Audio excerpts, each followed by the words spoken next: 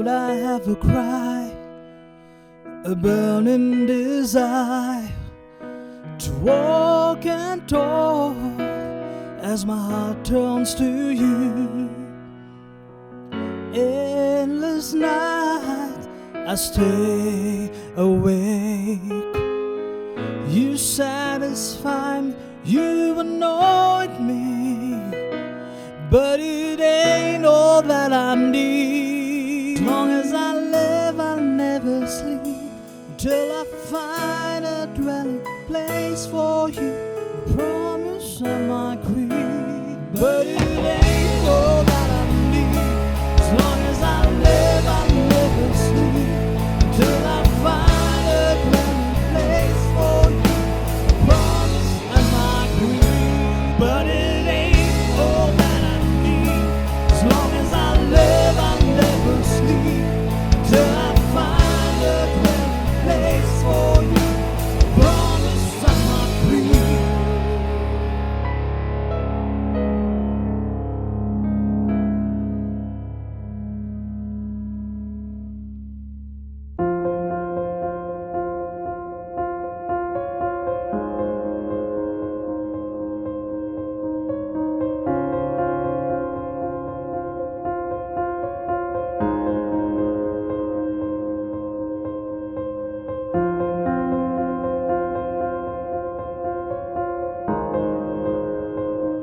I remember those days while I was in Salem studying, those challenging times when I couldn't even buy food.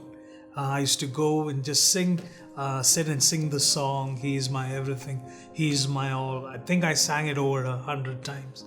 But during those moments, this hunger for food slowly translated into a hunger for His presence. Ever since I had this revelation from God, it has been my desire to see this generation go after the heart of God through worship.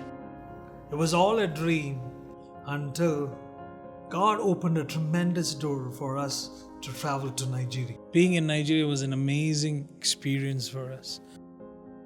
Part of the Lord's Prayer where it says, "Give us this day our daily bread," it made a lot of sense. Because every day, every moment, every minute, we had to just trust in Him for our finances, for every single step that we took over there. It was such a training ground for us to just believe and trust who God really is. Our stay there in Nigeria for close to 5 months tremendously changed our lives. Our interaction with the local worshippers, just being with and seeing their love for God, their passion for God, and how they give for God. It was totally life-changing for us. It was in Nigeria that God taught us the importance of raising up a new breed of worshippers and worship leaders. To impart what God had given us, we started the International School of Worship.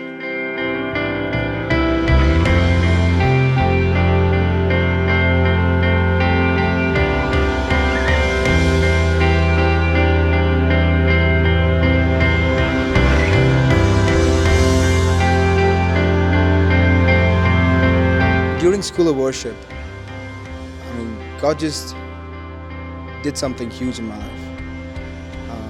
I didn't know how to play guitar. I didn't know any sort of instrument, but I had a heart to love on God. And I used to see a lot of people come and do workshops and stuff, and then it did help me. Watching some of them jamming with the guitar and the instruments, and I was like, God, I need that. How I got encouraged during the School of Worship was I've got a little bit of basic from here and there, a couple of chords that could just get me going, I actually started with just 3 chords. And I was like, God, this is all I have. This is all I have. And I know that as long as you're with me, I can do this. And normally, I would just whatever song I knew, I would just sing it in these, to be specific, in the G progression. But God was just awesome. He would just flow and move. and it's amazing. I mean, from there on, it was just another level of just musically sound. I mean, he just trained me. I can clearly say it was just God. Go on, and I would just try figuring out chords and musically. I mean, I didn't have any prior training or anything like that, but God he just transformed it.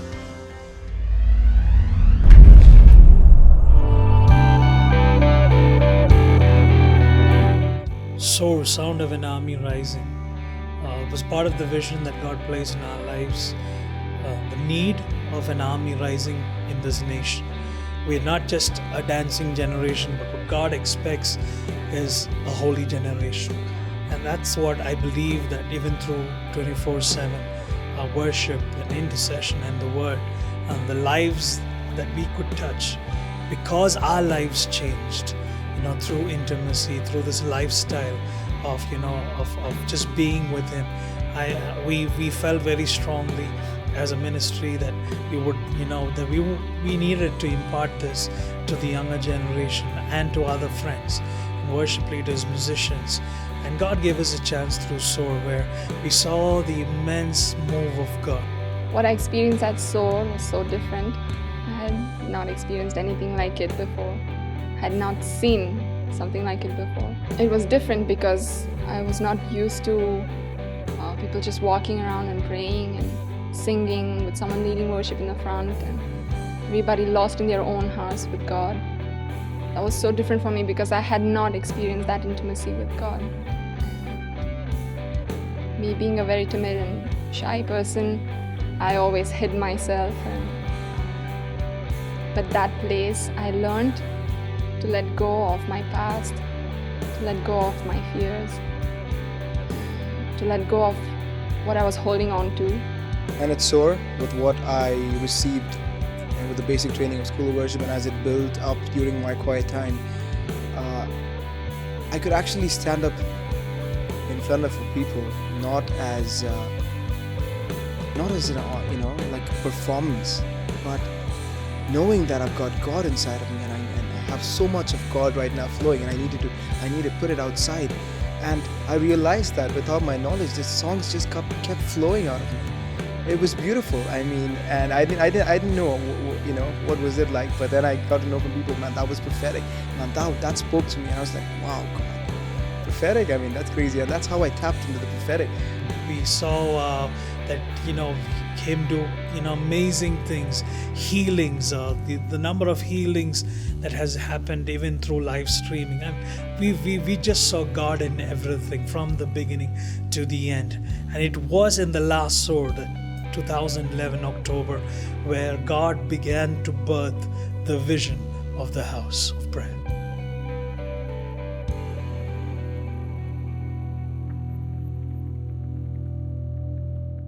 I remember one night, even as we were sitting together as a team, just to pray, the strong vision that I had of Jesus asking us if we would be able to build a dwelling place for Him in this city.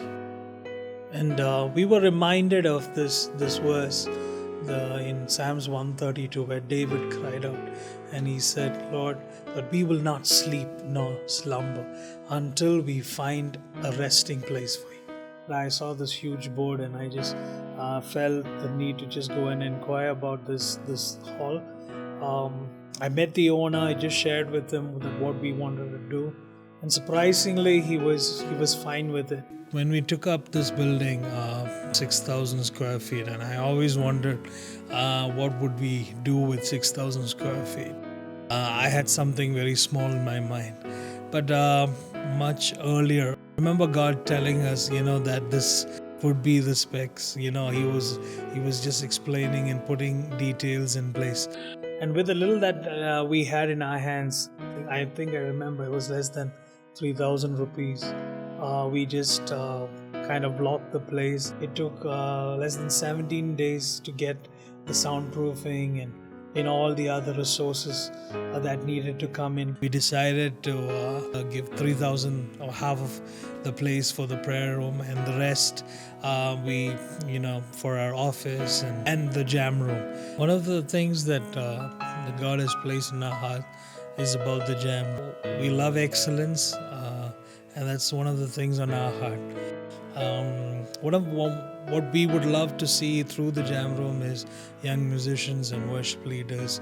They come, bands, people who don't have an opportunity or a place to practice, that we give them an opportunity to just come and just invest their time, increase their creativity, their skill.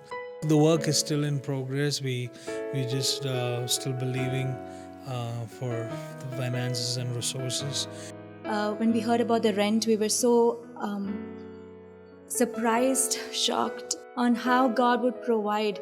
But till today, I've seen the hand of God. I've seen the faithfulness of God. And I remember we had a young son who was not even a year old.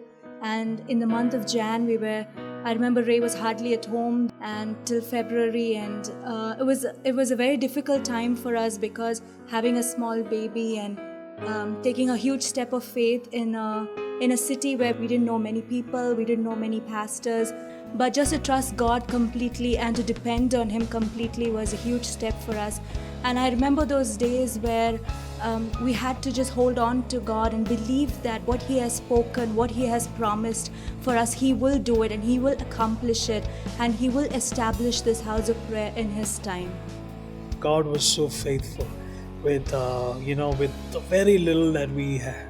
God just began to show His faithfulness in every aspect, whether it was whether it was sound, whether it was resources, whether it was worship leaders, musicians. People just started coming and just partnering with us. It was amazing to see the hand of God. Okay, the house is a very special place to me, and I think it is where God dwells. It is where everything transforms. Everything changes in the house. David prays and says, "One thing have I desired of you, Lord, and behold your beauty in the house of the Lord." That's what happens here when I come here and worship Him. I know there are so many people like me who need this relationship with God, who need to know that they are loved, that God is not so far from them. And I think that this house is a big, big blessing to our city. Up until today, there has been no place that I've gone to that's been like the house.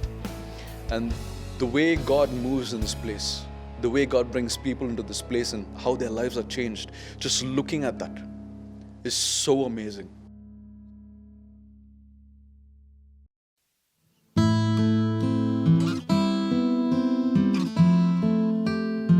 August 2011, we traveled as a team to Ahmedabad, Gujarat. While we were there, just before the service started, we had to lead worship. I just began to just sense God was speaking to me, and I've never felt like this before. And I remember just noting it down like word by word. And one of the things that he really said was the need of houses of prayer, not only in the south, not only in Bangalore, but there would be one very soon, in the north of India. There would be one in the east. There would be one in the west. This vision is not just about Bangalore, and I believe in the coming days, the coming months, we will see definitely the hand of God. We will see houses of prayer in the north. We will see houses of prayer, in the east, in the west, and I believe not only in India but nations will give birth to houses of prayer. I know this with all my heart that there's no stopping this now. This is going to go out. This is going to start in Bahrain and Dubai. We've got a couple of our team members there as well. And in the near future, this is going to start. And this is a global movement. But I know that, especially with my life, I know that God specifically told me that He's going to take this out to the nation. And He's going to show that there is a God who can love you no matter what. Antony,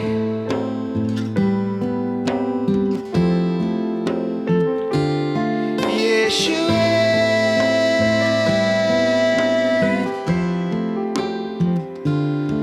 Antony,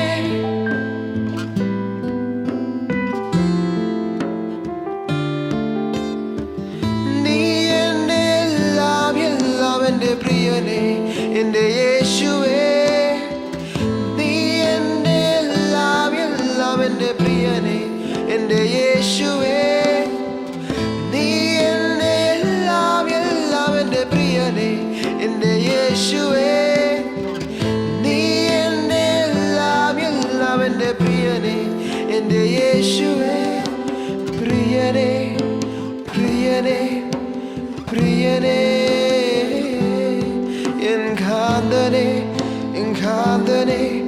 in Kandane,